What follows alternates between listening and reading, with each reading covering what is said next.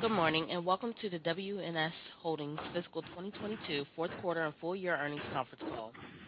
At this time, all participants are in listen-only mode. After management's prepared remarks, we will conduct a question-and-answer session, and instructions for how to ask a question will follow at that time. As a reminder, this call is being recorded for replay purposes. Now, I'd like to turn the call over to David Mackey, WNS's Executive Vice President of Finance and Head of Investor Relations. David? Thank you, and welcome to our fiscal 2022 fourth quarter and full year earnings call. With me today on the call, I have WNS's CEO, Keshav Murugesh, WNS's CFO, Sanjay Puria, and our COO, Gautam Barai. A press release detailing our financial results was issued earlier today. This release is also available on the Investor Relations section of our website at www.wns.com.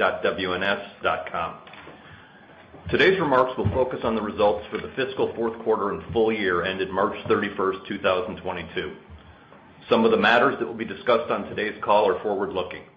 Please keep in mind that these forward-looking statements are subject to known and unknown risks and uncertainties that could cause actual results to differ materially from those expressed or implied by such statements. Such risks and uncertainties include, but are not limited to, those factors set forth in the company's Form 20-F. This document is also available on the company website. During this call, management will reference certain non-GAAP financial measures which we believe provide useful information for investors. Reconciliations of these non-GAAP financial measures to GAAP results can be found in the press release issued earlier today. Some of the non-GAAP financial measures management will discuss are defined as follows. Net revenue is defined as revenue less repair payments. Adjusted operating margin is defined as operating margin excluding amortization of intangible assets, share-based compensation, and goodwill impairment. Adjusted net income, or ANI, is defined as profit excluding amortization of intangible assets, share-based compensation, goodwill impairment, and all associated taxes. These terms will be used throughout the call. I would now like to turn the call over to WNS's CEO, Keshav Murugesh. Keshav? Thank you, David, and good morning, everyone. We are pleased with WNS's financial results in the fiscal fourth quarter and our overall performance in fiscal 2022. Net revenue for the fourth quarter came in at $275 million, representing a year-over-year increase of 20.4% on a reported basis and 21.9% constant currency. Sequentially, net revenue increased by $14 million or 5.3% on a reported basis and 5.4% constant currency. In the fourth quarter, the company added 10 new logos and expanded 33 existing relationships. WNS also delivered strong adjusted operating margins of 21.5% and grew adjusted EPS by 33% year over year. Sanjay will provide further details on our fourth quarter and full year financial performance in his prepared remarks. While the company executed extremely well and delivered solid financial results this past year, fiscal 2022 was not without its challenges. During the year, WNS successfully navigated significant pandemic-related business volatility across our 12 global delivery locations, including the impacts of the Delta and Omicron surges. The fluctuating infection rates resulted in shifts back and forth between work from office and work from home, and volume changes with several key clients as well. In addition, increasing digital demand across industries combined with global labor shortages created resource supply pressure, which impacted our compensation costs and attrition rates. Despite these obstacles, fiscal 2022 was a milestone year for WNS. The company accelerated full-year revenue beyond the $1 billion mark, delivering organic constant currency growth of more than 16%, our highest rate since becoming a public company in 2006. In addition, we signed 36 new clients and expanded 108 existing relationships, which also represent record high levels. In support of top-line management, WNS added more than 8,000 net employees, pushing our global headcount past the 52,000 FTE mark. Full-year revenue growth was broad-based across all segments of our business, including continued progress in servicing internet-based clients. In fiscal 2022, revenue from these digital disruptors grew 29% year over year and now represent 19% of total company revenue. From a delivery perspective, WNS successfully managed the pandemic-related volatility and resource supply constraints, serviced our clients' rapidly evolving BPM requirements, and maintained our industry-leading margins at 21.4%. We were able to achieve these margins while continuing to make the necessary strategic investments in areas such as domain expertise, technology-enabled solutions, digital consulting and transformation, advanced analytics, cybersecurity, and the training and reskilling of our global employee base. As a result of our efforts, adjusted EPS in fiscal 2022 grew more than 25% to $3.41. I'm also pleased with the progress the company continues to make on the ESG front. This past year, WNS was able to prioritize our employees' safety and welfare during a global pandemic, enhance cybersecurity protocols for both in-office and at-home delivery models, take steps to reduce our carbon emissions, improve our diversity and inclusiveness metrics as reflected in the 2022 Bloomberg Gender Equality Index, and expand our corporate social responsibility efforts through the WNS Cares Foundation, including support for displaced families in Ukraine. Additionally, WNS has kicked off efforts towards adoption of the science-based targets and the United Nations Global Compact initiatives, and is actively evaluating additional ESG standards and frameworks which are most relevant to our business. We also plan to release our second annual corporate sustainability report in May. While we are happy with our fiscal 2022 performance, we are equally excited about the opportunities for WNS in fiscal 23 and beyond, including a robust BPM demand environment, differentiated positioning in the market, and healthy business momentum. Today, we continue to see increased demand for BPM solutions as clients look to leverage technology and automation to help transform their business models as well as achieve their strategic goals. Key objectives include optimizing efficiency and cost, leveraging data and analytics to enhance decision-making, improving the end customer experience, and generating new revenue streams. Increasingly, clients also recognize the need to partner with a firm like WNS who can help them design, build, and run their business processes.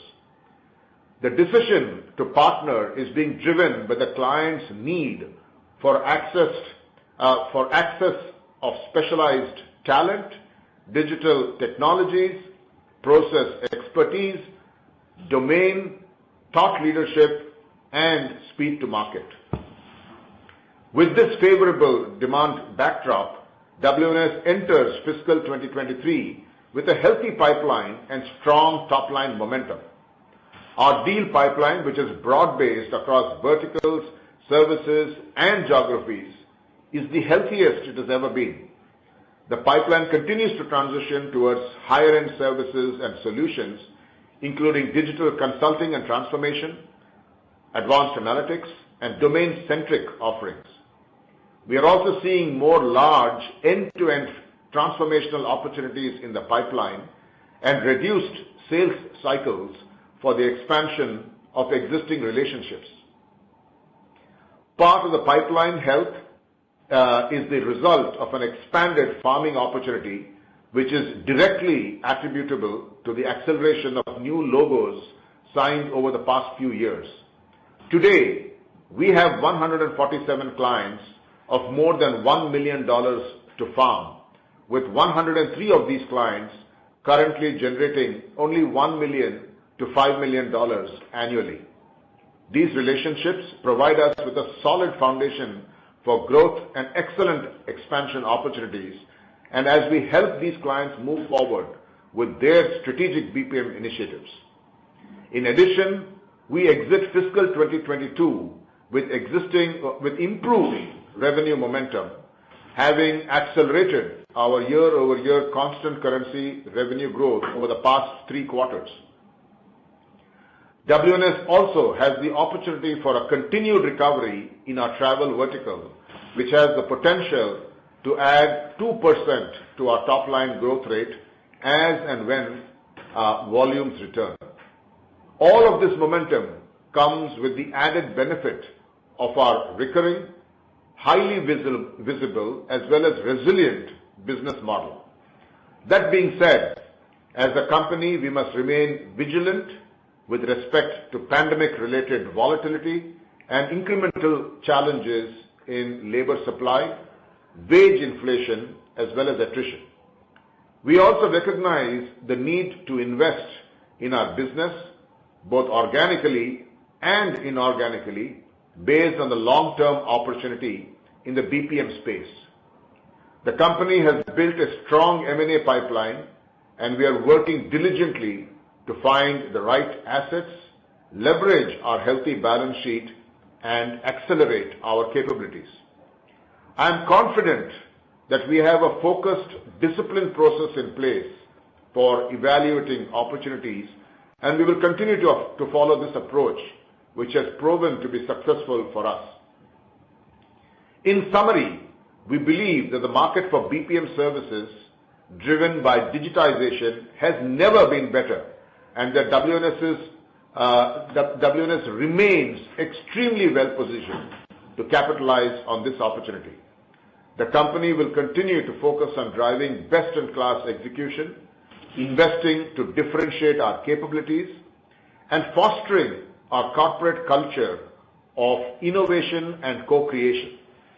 We believe these efforts will enable WNS to deliver long-term sustainable business value for our clients, shareholders, employees, as well as global communities.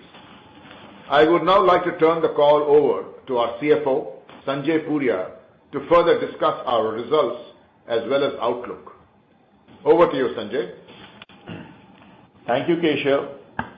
In the fiscal fourth quarter, WNS net revenue came in at $275 million, up 20.4% from $228.3 million posted in the same quarter of last year, and up 21.9% on a constant currency basis. Sequentially, net revenue increased by 5.3% on a reported basis and 5.4% on constant currency basis. Sequential revenue improvement was broad-based across most verticals, services, and geographies, and driven by new logos, the expansion of existing relationships, and increased travel volumes. In the fourth quarter, WNS recorded $1.7 million of short-term high-margin revenue.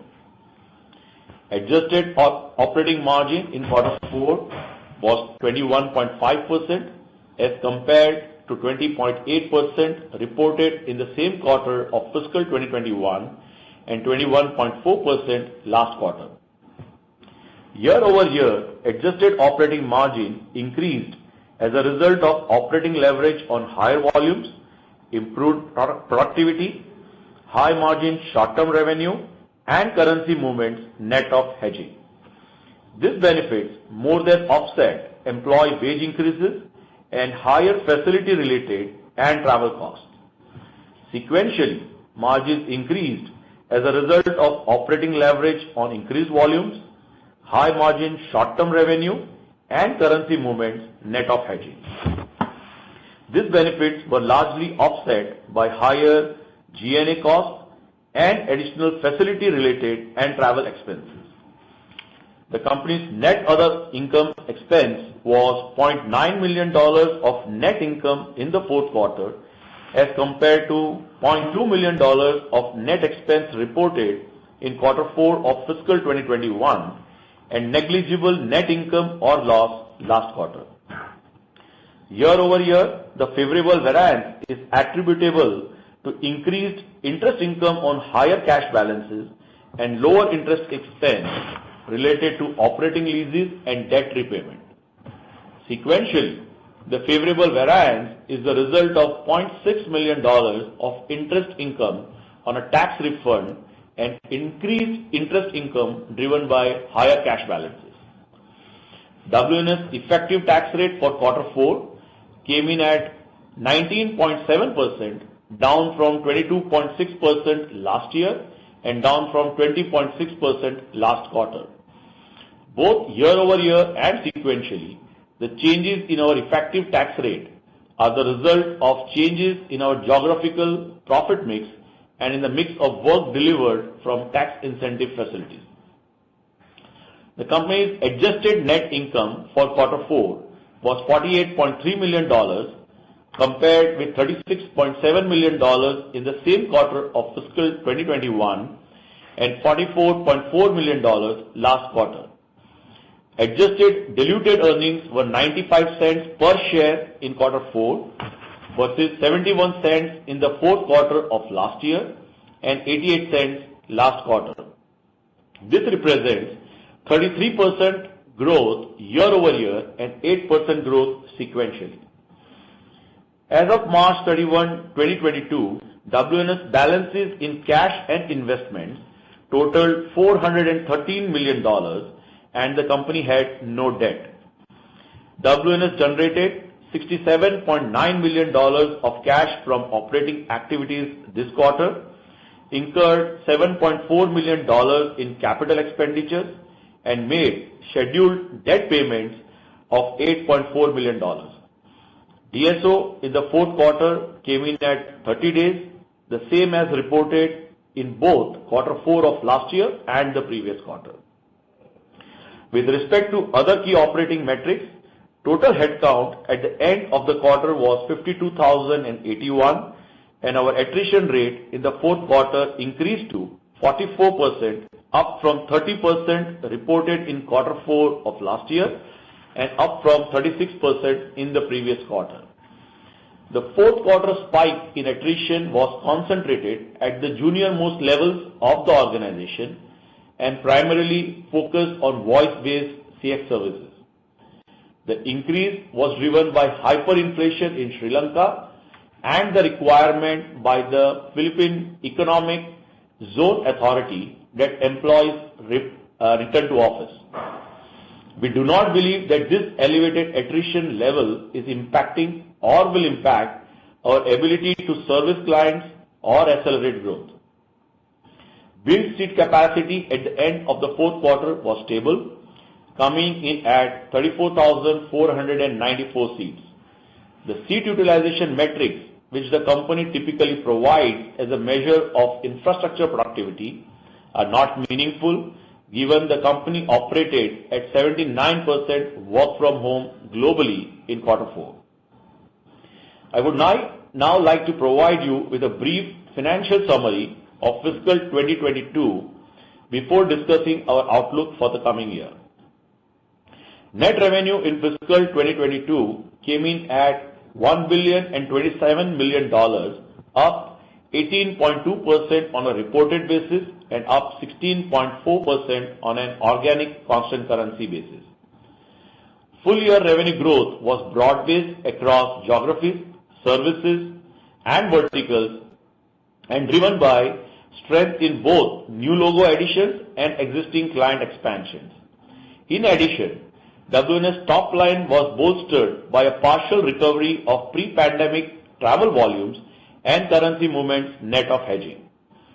The company's fiscal 2022 adjusted operating margin came in at 21.4%, down slightly from 21.5% reported in fiscal 2021. Margin favorability from operating leverage on higher volumes, improved productivity, and currency movements net of hedging were offset by wage increases, the renewal of our paid corporate leave policy, higher infrastructure-related and travel expenses associated with easing pandemic restrictions, and a reduction in full-year high-margin short-term revenues. In fiscal 2022, net other income expense improved by $2.8 million as a result of non-recurring interest income on tax refunds, increased interest income on higher cash balances, and lower interest expense on debt and operating leases. Our effective tax rate for the year was 20.7%, down from 23.3% last year as a result of a change in the mix of profits by geography and a one-time tax benefit in Q1 of $0.8 million. The combination of solid revenue growth, margin stability, higher interest income, a lower effective tax rate, and a reduced share count resulted in our full-year adjusted diluted earnings per share improving 25.4%, coming in at $3.41. In fiscal 2022, the company generated $187.5 million in cash from operations and $159.1 million in free cash. During the year, WNS repurchased 1.1 million shares of stock at a cost of $85 million or $77.31 per share, spent $28.3 million on capital expenditures, and made scheduled debt payments of $16.8 million. We ended the year with a net cash balance of $413 million or approximately $8.06 per diluted share and no debt. In our press release issued earlier today, WNS provided our initial full-year guidance for fiscal 2023. Based on the company's current visibility levels, we expect net revenue to be in the range of $1,098 million to $1,154 million, representing year-over-year growth of 7% to 12% on a reported basis and 8% to 14% on a constant currency basis. At the midpoint, constant currency revenue growth is 11%, which represents initial guidance above our historical level of 10%.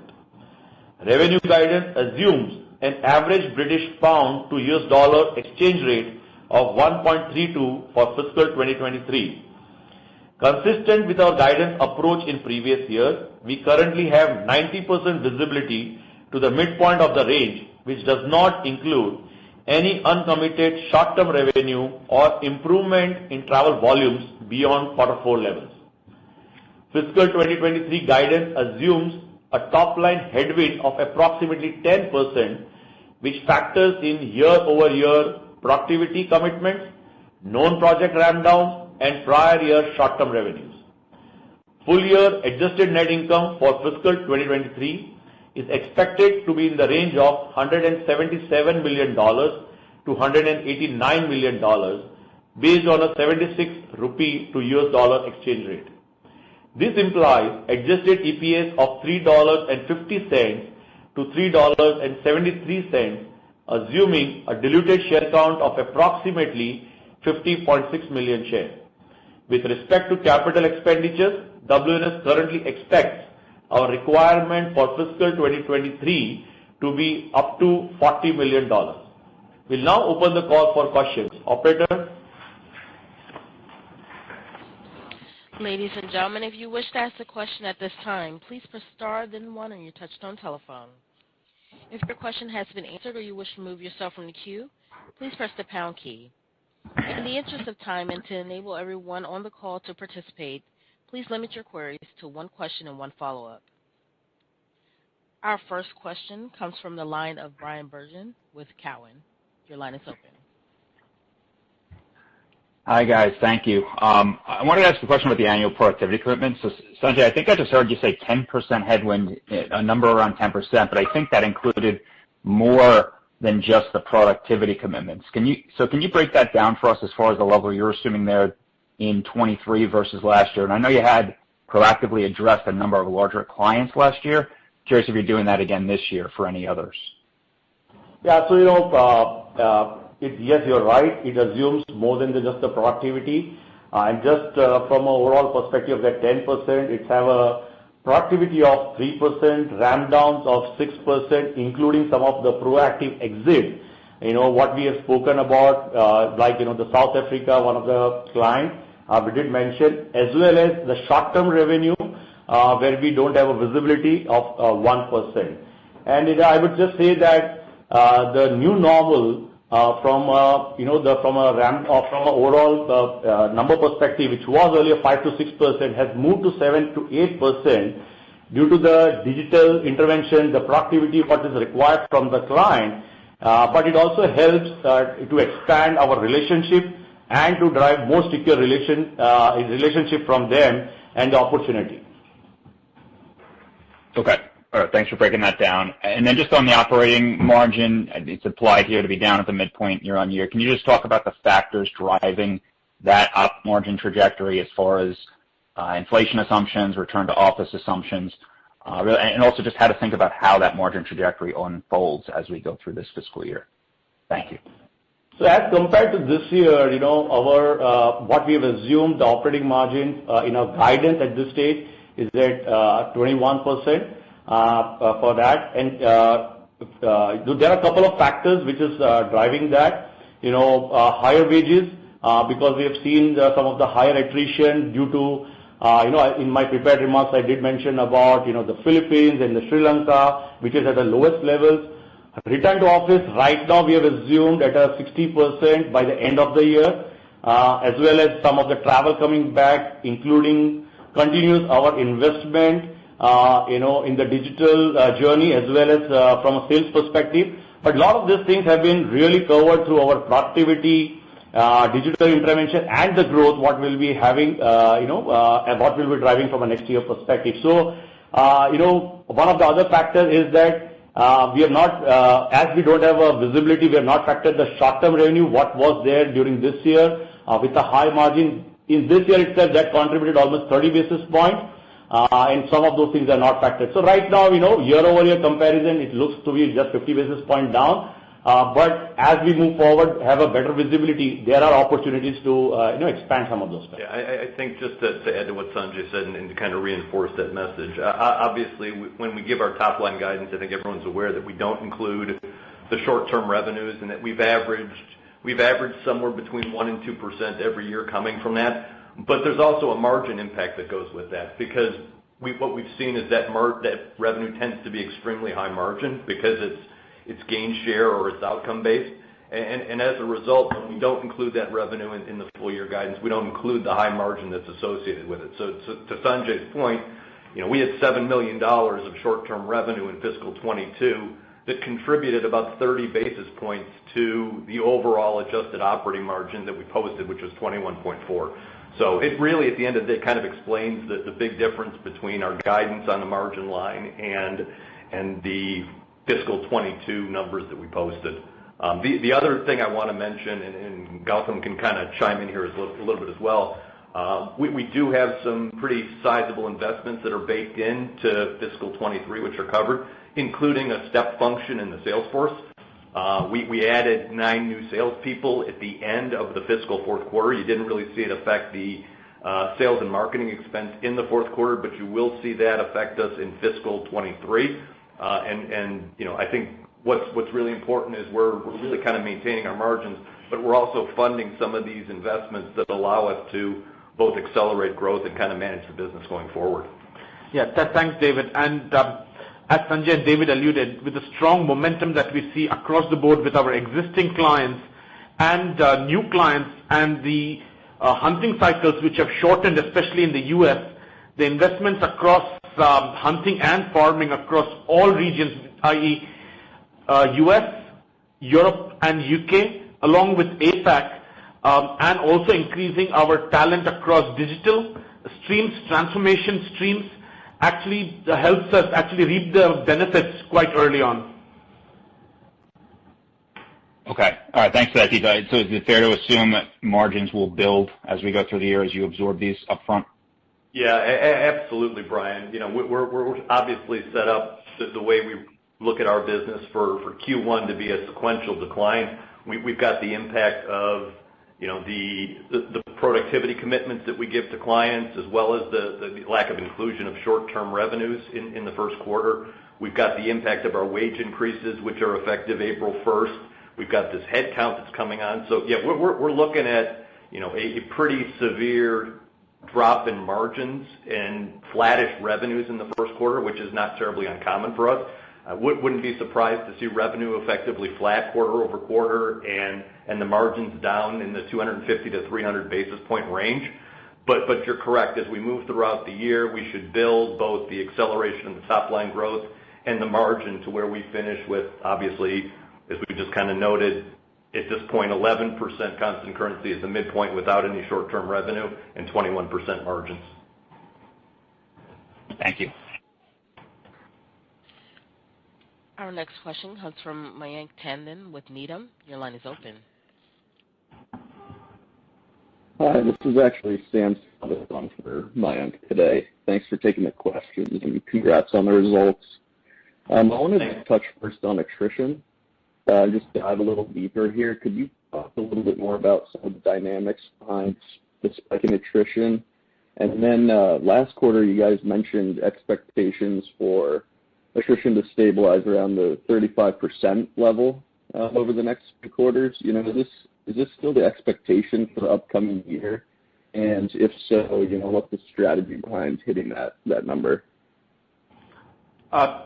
Thanks. This is Gautam over here. Look, we continue to experience elevated levels of attrition, but what is significant to add over there is the attrition is actually centered around the lower levels of our staff, and the number of interventions that we have made over the course of last year has actually stabilized and in fact reduced the attrition across some of our mid to senior level staff and along some of our niche skills. Also, with our unique train and hire, train, and deploy models that we have, our ability to recruit is quite good, and we do not see, and we have not actually seen any issues in terms of delivering to the SLA standards that we have to maintain for our clients. Just to add what Gautam said, absolutely all the intervention what we made has really worked because, other than the lowest levels and primarily on the voice side, we have seen the attrition has come down, whether it's, on the data or on the niche skills, on the digital and technology. So, this was just a sudden surprise from higher attrition perspective, primarily driven by two factors, which I did mention in my prepared remark.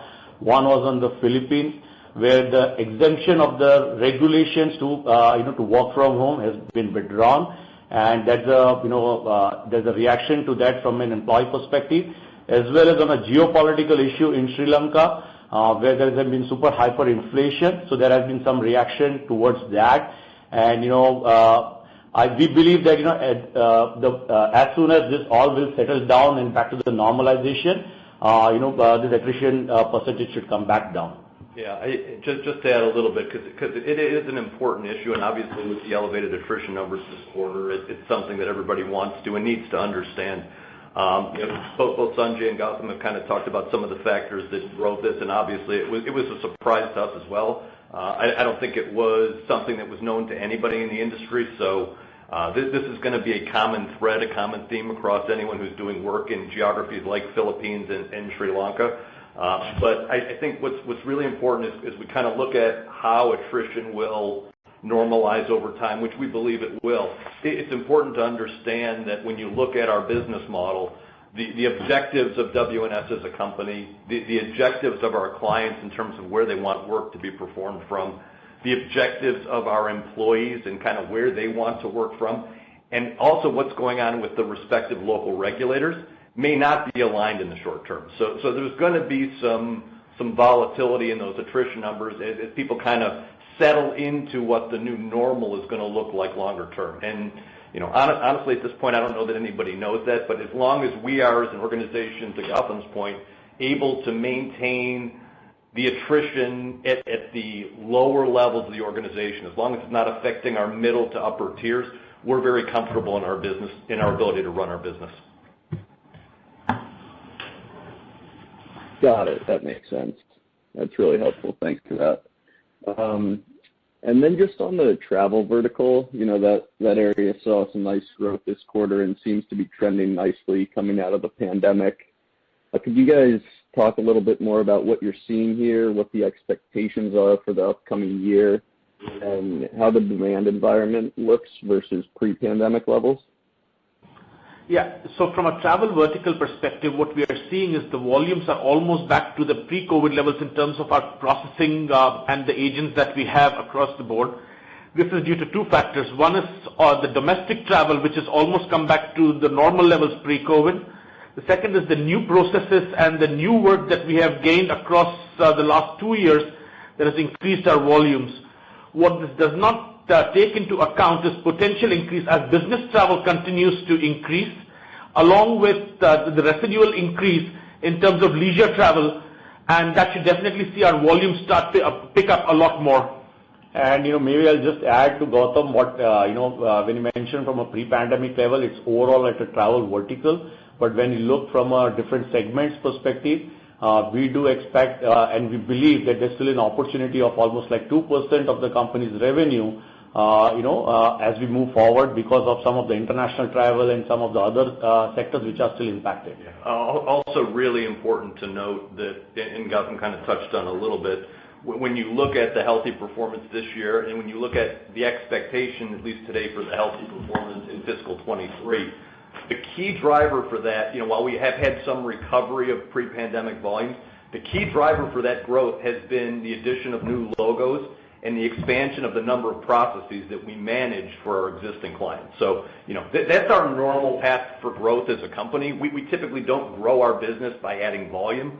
We grow by adding new clients, and we grow by adding the number of processes that we manage. Anything that we pick up in terms of volumes through those processes is a bonus because, honestly, we don't have a ton of control over it. But the reality is what's driving the health in this vertical is the standard approach to our business, the fact that the travel vertical needs our help to digitize their business, to move their business forward. Got it. That's super helpful. Thank you for taking the questions. Thank you. Our next question comes from Maggie Nolan with William Blair. Your line is open. Thank you. A nice quarter. I wanted to follow up on some of the conversation around attrition. You projected some confidence in your hiring ability to offset some of this. So could you elaborate a little bit on what you're doing that's differentiated on the hiring side and how that can help stabilize what's going on with attrition? Yeah, yes, Maggie. This is Gautam. So from what we have is due to our deep verticalized structure, what we have is each of our verticals have strong learning and training academies. And what we do is through our campus recruitment programs, through our lateral hire programs, we're able to attract a lot of talent and then train them over a period of 6 to 12 weeks in terms of the requisite processes. What that does is gives us a healthy pipeline of domain-centered specialists that manage the processes for our clients and also at a price point which is lower than the industry norms.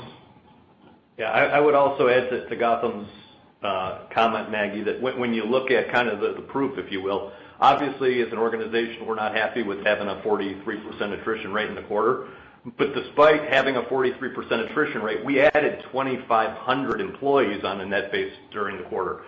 Despite having a 36% attrition rate for the year, we added more than 8,000 people. So the engine is fully capable of doing that. And to Gautam's point, when you really look at, as long as you're not losing the seasoned people, the people that are driving digital, the people that are driving advanced analytics, the one with domain knowledge, right?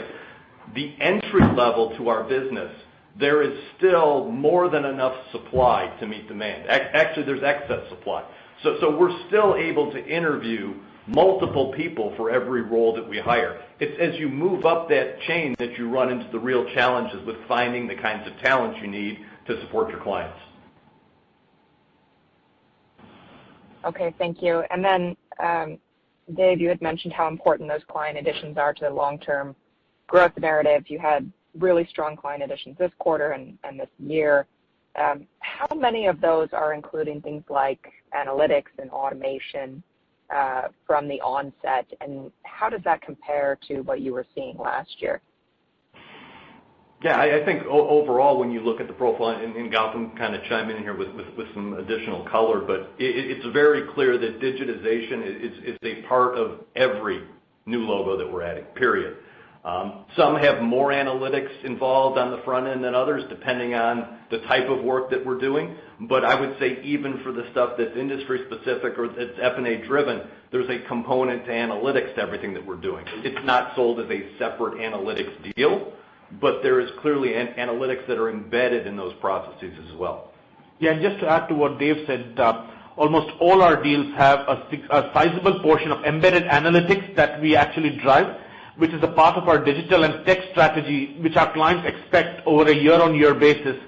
And this is the nature of the way the deals are structured at the moment, where clients want to see increased transformation benefits that is passed through, which can only be provided through an infusion of tech, digital, and analytics. Yeah, and it's not just the new logos that we're seeing this in either, Maggie. You know, we talked last year about having a 2% headwind walking into the year because of the new logo, of the existing logos that we renewed early.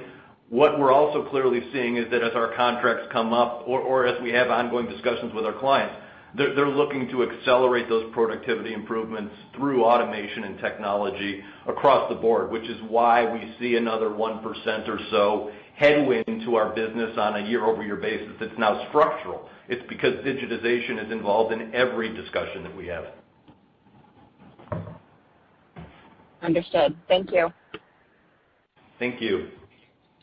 Our next question comes from Puneet Jain with J.P. Morgan. Your line is open. Yeah, hi.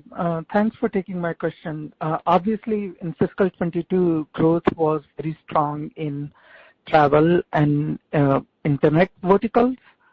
Can you also review performance of insurance and healthcare clients in fourth quarter, as well as talk about the outlook for those two verticals? Yeah, again, both in insurance and healthcare, we continue to see strong momentum across a broad set of clients. In fact, what is interesting is the amount of large deals that we continue to come across in both these verticals continue to increase. Of course, the closure time for these is a bit longer than the smaller deals. But again, I think it's quite a healthy pipeline that we see in both these verticals, and we're excited about the prospects over the next 12 months with these two. And maybe, Puneet, just to add, if you're just referring from that quarter perspective and seeing growth not in proportion to some of the other verticals, we did mention that last year we did renew a couple of the large clients from the insurance, and the productivity commitments and the digital intervention, what we have to do, though we are in that process. But as I said, that this is making the relationship more stickier, as well as the much better expansion opportunity as we move forward. And accordingly, Gautam, the way he alluded is, as we move forward, we are going to see more and more traction around it. And just to add, we are also starting to see an uptick in volumes coming through as travel restrictions, the road restrictions on travel and the COVID-related restrictions are starting to reduce. So the claims volume has started to increase across different geographies. The discretionary spend across elective surgeries and treatments in the U.S. has started to increase. So as these volumes start increasing, we definitely see an increase in terms of our processing capabilities across both these. And I think at the end of the day, right, we talked about the broad-based health of the pipeline. I think when you take out some of these one-timers, if you will, and you look at the growth across these vertical segments, There's nothing that we had last year, with the exception of the manufacturing retail vertical, which had the large South African client. There isn't a single vertical that we had in fiscal 22 that did not grow double digits. So this is as broad-based as you're going to get. And I think, obviously our comfort and confidence about what fiscal 23 looks like from a growth perspective is pretty healthy, because I personally can't remember us ever starting the year at 11%. Yeah, Puneet, this is Keshav. I think lots has been said about the revenue momentum, and I just want to add a little bit in terms of the excitement I personally have about how broad-based this momentum is. We're actually seeing, while you focus your question on two specific verticals and we spoke about two others, the reality is we are actually seeing not just deals in the digital transformation area, deals in analytics, deals in traditional verticals and whatnot. We're actually seeing that based on the way we operated during the pandemic and we created certainty for clients across a broad spectrum, we're actually seeing a lot of prospects, clients who had not outsourced or actually embarked on this journey of automation actually now climb this bandwagon. So what we are seeing, what my salespeople are telling me is that every prospect that they're interacting with, even not the traditional kind of names that we had serviced before or spoken to before, are now looking for predictable outcomes in unpredictable kind of times, and business variability. All of them want to leverage tech to build completely new business models for themselves. All of them are looking for partners like us to build, resilient, business models involving more pandemic continuity planning as opposed to the traditional BCP. Everyone wants control and compliance and wants to ensure that they're working with a partner in these uncertain times who take care of their cyber, safety kind of outcomes, and finally are helping them drive their business transformation and agenda involving, leveraging domain expertise and things like that. And I think it has become so broad-based that, we've actually said that at this point in time, we must get after this growth. We must leverage all the investments we have made to drive faster revenue momentum. And even if it means, therefore, taking a minor hit in terms of operating margins because of some of the things that we spoke about in the past, we will not let go of the opportunity to grow momentum at this point in time. So very, very excited about this opportunity. No, that's great. Thanks for the clarification. And then second, on wage inflation, I know you talked about seeing hyperinflation in Sri Lanka. Can you also talk about level of wage inflation you expect this year in India, in Philippines, and in the U.S.? So, as we all have heard and known that inflation is really high across all these geographies. But from an overall WNS perspective, we expecting the wage inflation to be 10% for next year. Historically, it was always as an average of 8%. This year it was 9% because some of the intervention what we have to do around the niche skills that, as we spoke about, and which in fact has started providing us the result. So in our guidance right now, as an average, 10% has been already baked into. Yeah, and then just to clarify, Puneet, the inflation issue that we were talking about in Sri Lanka wasn't a wage inflation issue. It was an inflation issue that related to the overall standard of living within Sri Lanka. So the bottom line is the currency has dramatically devalued. The inflation in that country has honestly gone out of control. And as a result, employees are struggling to make ends meet given how expensive things have gotten in Sri Lanka. So it wasn't that the wage inflation for us has spiked, it's the countrywide inflation has spiked. Understood. Thank you. Thank you, Puneet. Our next question comes from Dave Koning with Baird. Your line is open. Yeah. Hey, guys. Thanks, and good job. So first of all, just on travel again, I know you did a great job explaining the kind of incremental wins and incremental processes you do. Does that really explain, we look at it relative to calendar 19, you did 128% of revenue of calendar 19's quarter, and the prior quarter was only 100. So you had a huge acceleration in just kind of that relative performance. and the travel market got a little bit better, but not dramatically in the quarter. So is that just fully explained by kind of the new wins and new processes and not really travel picking up kind of sequentially? Absolutely. Absolutely. Okay, wow, those are incredible wins in just growth, kind of organic growth. That's great.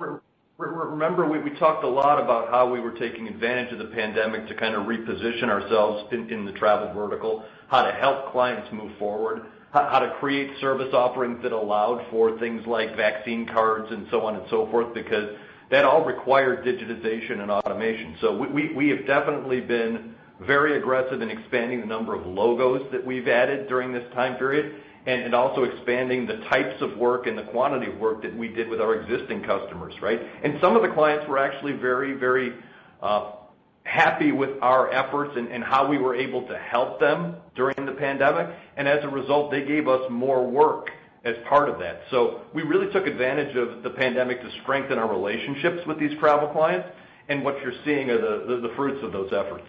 And also, just to add to what David is saying, what is interesting is the new volumes and the ramps that we are picking up along with the new clients are in the high-end digital services and digital voice operations, akin to the internet-based operations that we drive, which actually leads to more stickier revenue, or ability to transform more and better margin profile. Yeah, and Dave, I just mentioned something here, this is Keshav. I've actually been having lots of excellent conversations with CEOs in the travel space on the other side. And it's interesting, while we've actually done a very decent job from a WNS point of view in terms of, grabbing market share, going after new logos, and going after very relevant new age kind of businesses with all of these logos. The reality is, all through the last 2.5 years or so, a number of players in the travel space actually reacted to COVID in different ways. Some reacted a little more maturely, some reacted quite immaturely, if you ask me, and lots of knee-jerk reactions as well. So what has also happened is that in terms of knee-jerk reactions where they had to actually impact their capacities in the short term, now they're all scrambling, to get partners like us to help them with, to recoup.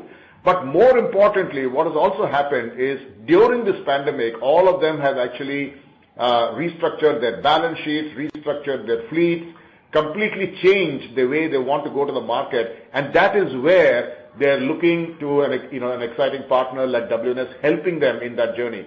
Travel is not yet fully back; it is still coming back, and from our perspective, therefore, the opportunity around travel, during this next year is going to be very, very exciting for us, and it will be in completely new areas, we believe, and very broad-based for WNS. Yeah, it's awesome. Good companies take changing environments and capitalize. You're doing a great job. And then just a second quick follow-up. Tax rate, it seems like we back into around 23% if we take all the data you gave us. Is that the ballpark? 22 to 23%. Yeah, okay. Great. Thanks, guys. Thank you. As a reminder, to ask a question at this time, please press star then one. Our next question comes from Vincent Colicchio. Operator, I think we're ready for next question.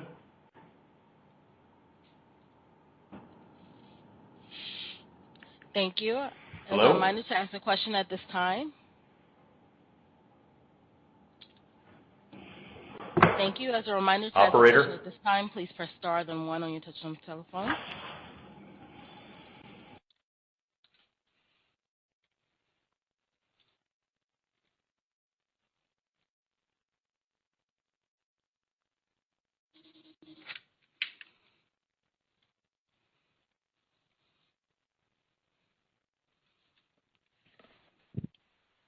Thank you. As a reminder, to ask a question at this time, please press star then one on your touch-tone telephone. Our next question comes from Vincent Colicchio with Barrington Research. Your line is open. Good morning, guys. Keshav, to what extent are you benefiting in terms of seeing new client interest due to tight labor conditions and their inability to serve their access to market?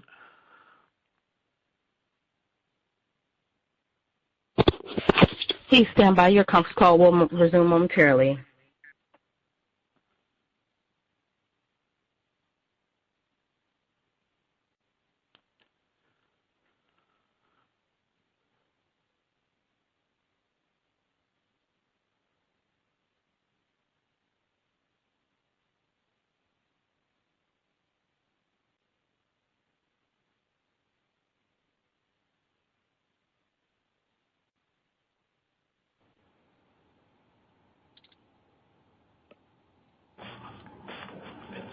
Speakers, you may resume your call. Thank you. Vince, are you on the line? Yes, I am. Sorry, everyone. Not quite sure what happened. I can tell you for once in a long time, the entire team is together in New York taking this call. So this is not a global issue. But please go ahead. Sorry about that, everyone. Vince, please proceed. Yeah. So Keshav, to what extent are you benefiting from new client interest, given the tight labor conditions and their inability to access talent? Are you seeing a lot of new companies to outsourcing for this reason? Actually, Vince, maybe I think a few of them would be, asking for solutions around that. But I think the bulk really are getting after, the core of our transformation message. The fact that we understand their business domains very well, the fact that they get comfort around the fact that, we have invested so much in technology, the fact that obviously, we are able to leverage analytics to the hilt, and we have so much of experience across the entire industry, delivering digital transformation for them. So I think what is actually happening, Vince, at this point in time is a lot of clients who were earlier trying to do some of these things themselves have now realized that they do not want to get, caught, in terms of any potential uncertainty in the future, and they would rather go with a trusted partner who is capable of making all these investments at the back end and who has a real solid track record in terms of delivery. And I think that's what they're looking for. A partner who can deliver certainty, a partner that is investing in all of these new exciting areas, and a partner to some extent that will lead them out of the darkness. And you had mentioned your prepared remarks, tuck-in M&A. Could you review for us what may be at the top of your list currently in terms of focus? Sure. So, our focus really is around any core capability that will, which is accretive, but will also enhance some of our core verticals or horizontal capability, right? So from our perspective, there is this choice of build versus buy in terms of digital, finance and accounting, analytics, and also potentially anything transformational that we may want to look at in terms of some of our, larger key core businesses as well. So it's a very interesting, stage at this point in time where we have a very solid pipeline that we're looking at. Some of them will be smaller size kind of assets, but add huge capability to WNS. Some of them could be, significantly larger. Yeah. I think at the end of the day, Vince, it becomes kind of the same three key areas that we're looking for: digital and digital transformation, advanced analytics, and anything from an industry-specific perspective that helps us deepen our capabilities and differentiate our service offerings within that vertical. Okay. Thanks for answering my questions. Thanks, Vince. Thank you. Our next question comes from Ashwin Shirvaikar with Citi. Your line is open. Thank you. Good morning, folks, and good to hear from all of you. Hey, so my question's on sales productivity. Could you remind us what's typical, given that you're making a number of these incremental sales investments? What do you normally expect in terms of when salespeople become productive? And also, could you remind us where you stand in that process of making these investments? Sure. So Ashwin, I think when you look at the sales productivity side of it, the expectations, for example, around hunting are dramatically different than the expectations around farming. Clearly, if we're going to put a seasoned salesperson into an account with a goal of expanding that relationship, the expectations are that those folks will generate revenue in fairly short order. When you start looking at hunting, however, given, for example, for larger deals, RFP cycles and things that can last anywhere between 6 months and 18 months, depending on the size and scope, the expectations are much lower. So it's mixed. Some of this should be able to deliver benefits in fiscal 23, more around the farming side, versus the hunting side, which will really be able to generate more benefits fiscal 24 and beyond, which is, to be honest with you, when you look at it, we've gone roughly, I believe, 18 months since the last step function that we've taken in sales. So somewhere between 12 and 18 months to a step function. When you look at the hiring that we did in the fourth quarter, we added 9 people. We finished last fiscal 21 with 112 salespeople. We finished fiscal 22 with 121. Those adds were all relatively late in the quarter, so there was virtually no contribution in fiscal 23 revenue from those sales adds. These should be 23, 24, 25 productivity. And again, the sooner we make the next step function, obviously, the sooner we're confident in the productivity of the existing team and our ability to accelerate beyond. Great. And listening to that background, you definitely are in New York City. My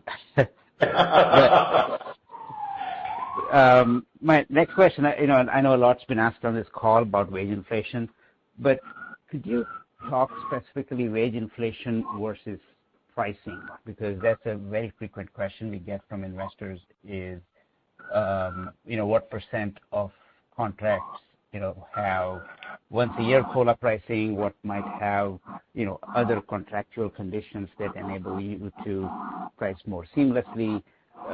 Could you kind of characterize how investors should think about that timing issue?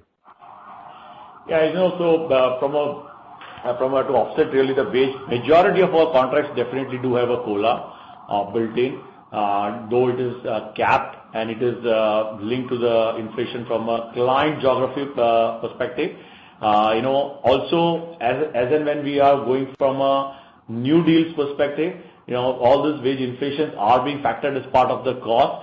But what the client really looks forward is more from their total cost of ownership, and that is what we are able to really offset some of this, inflation cost through our digital intervention or our technology and automation, what we drive and provide as a solution to our client. What Gautam and Keshav was alluding, that every deal is all about the transformation as well as the digital intervention over there, including the embedded analytics. Yeah. The short answer is, Ashwin, it helps us. It covers a part of it. But between the fact that it's pegged to indices that are not necessarily aligned to wages, and it's pegged to geographies that are not necessarily aligned to where we deliver from, it's never going to cover the full impact of wages. There's no way we're passing on our wage increases to our clients. We're able to pass on a portion. It's capped, but it's really the productivity, the efficiency, the digitization that enables us to maintain margins and to offset the impact of wage increases. And also, just to add to what Dave mentioned, as we continue to add more end-to-end processes along with digital and tech interventions across new deals, we are actually able to attract premium pricing, which also offsets some of the pressures that we have. Got it. No, thank you for putting all those details together. Congratulations. Thanks, Ashwin. Thank you. At this time, we have no further questions in the queue. This concludes today's conference call. Thank you for your participation. You may now disconnect.